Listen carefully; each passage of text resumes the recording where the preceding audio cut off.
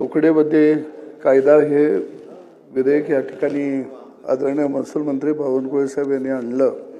निश्चितच हे विधेयक चांगलं आहे, त्याचं मी अभिनंदन करतो। परंतु बावनकुळे साहेबांना एक माझी विनंती आहे राज्यातल्या शेतकऱ्याच्या वतीने, कारण हे विधेयक आहे महानगरपालिका, नगरपालिका आणि नगरपंचायत इथून 2 किलोमीटरच्या हद्दीपर्यंत तिथल्या खऱ्या अर्थानं नियमितीकरण तुकडेबंदीचं प्लॉट धारकांच्यासाठी होणार आहे, ही चांगली गोष्ट आहे।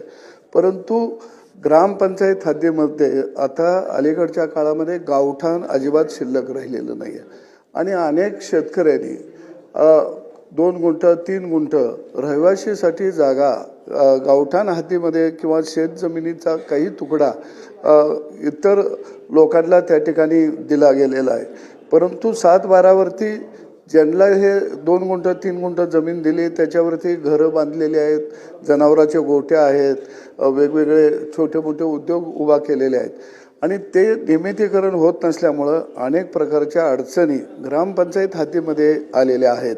आणि म्हणून माझी विनंती आहे की ग्रामपंचायत हद्दीमध्ये सुद्धा ज्या शेतकऱ्यांनी 2 गुंठ 3 गुंठ 4 गुंठ अशी जागा विक्री केलेली आहे, पण ती जागा फेरीसाठी सुद्धा दिलेली आहे काही ठिकाणी, तर ह्या जागा सुद्धा नियमित होणं अत्यंत गरजेचं आहे। ग्रामीण भागामध्ये घरं बांधणीला नवीन जागा उपलब्ध होत नाही, त्यामुळे शेतकऱ्यांच्या समोर मोठ्या अडचणी निर्माण झालेल्या आहेत। ज्यांनी 2 गुंठ 3 गुंठ शेतकऱ्याकडून जागा घर बांधणीसाठी घेतलेली आहे त्याच्यामध्ये सुद्धा आता वाद मोठ्या प्रमाणामध्ये निर्माण झालेले आहेत।